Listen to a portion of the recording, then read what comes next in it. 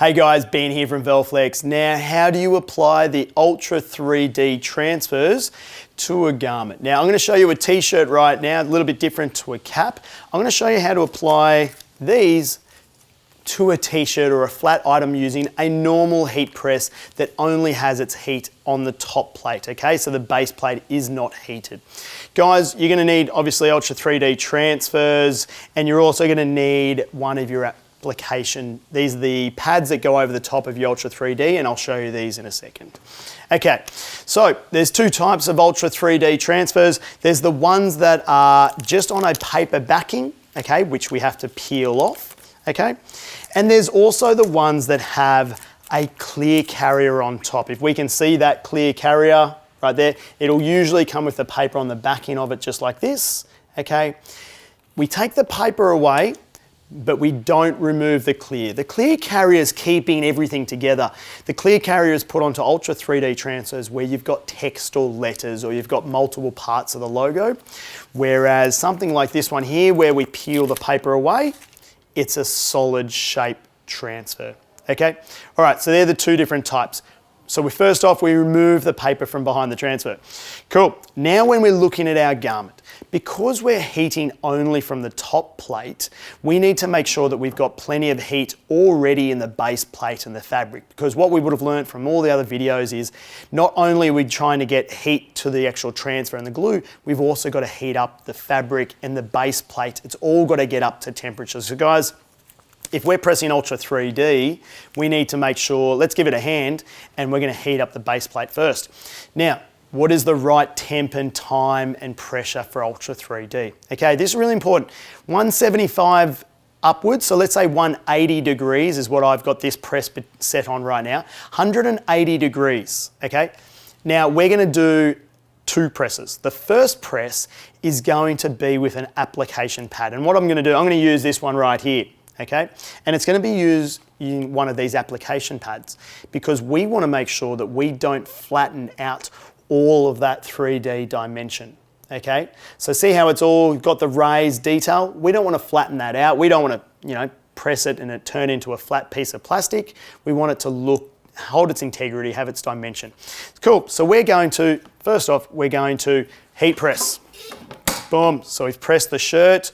Give it good 4, 5, 6, 7 seconds, okay? Depending on how much heat is in your base plate, right? We want it to have as much heat as possible. Cool.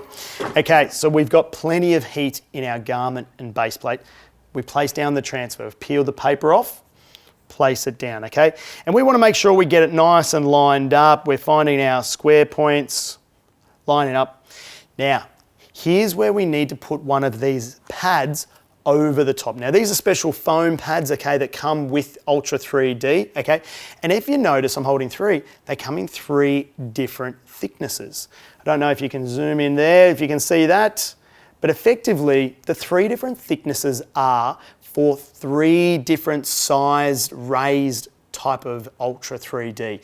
Most importantly, the most common one used is the thinnest of them, okay? So you most likely, if you're using Ultra 3D, you'll have the thin one, and that's perfectly fine for the transfers that I've got here, and mostly the one that you're always going to use. Okay, so we've put heat into the base plate and the fabric.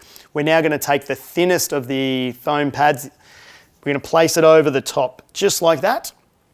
And we're going to do a press for 25 seconds, okay? So we're going to pull that down. Now, pressure, less pressure than more pressure is better. So we want to make sure that we're not too much pressure and we're really going to squash that foam pad down, and you may ruin the transfer. You may squash the transfer and lose its dimension, okay? So we don't want too much pressure. 3 to 4 is about where you want that transfer to sit, okay? So that's gonna pop up. Now that's the first application. That's not the one though that's gonna give us the washability that we want. What that application is gonna do is stick it in place, okay? Enough so now we can flip the garment over and press it from behind directly to where the glue is, okay? If I actually grab this transfer and peel it, like it's stuck, but it's actually not stuck fully down. It's adhering, it's not going to move on me, but it's not stuck down, okay? So that's really important, okay? Don't be rough with the garment when you're flipping it over. It's really just tacking it on in place. We now take our garment, see, it's tacked in place, not where I peeled it up, but it is tacked there, and we're going to lay it down, okay? Making sure that, yep, hasn't moved, it is still stuck there, and we're now going to do a 10-second press behind, okay? So we pull it back down again, full 10 seconds from behind, guys. This here is going to put the heat straight through that fabric to the backing of the actual transfer. And when I peel that up, that's going to be enough to have stuck that garment down properly. 100%. That there, woo, that is really hot. Be careful not to burn yourself.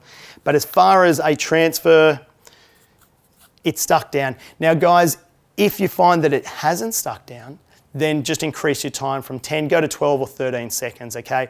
Temperature-wise, if 180 is not working, go 185, okay? Give it a little bit more temp, but that's the application for Ultra 3D. First press, 25 seconds. You could even do 30 seconds with the pad, okay?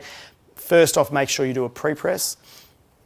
Do the press with the pad over the top, and then flip it over 10 seconds on behind.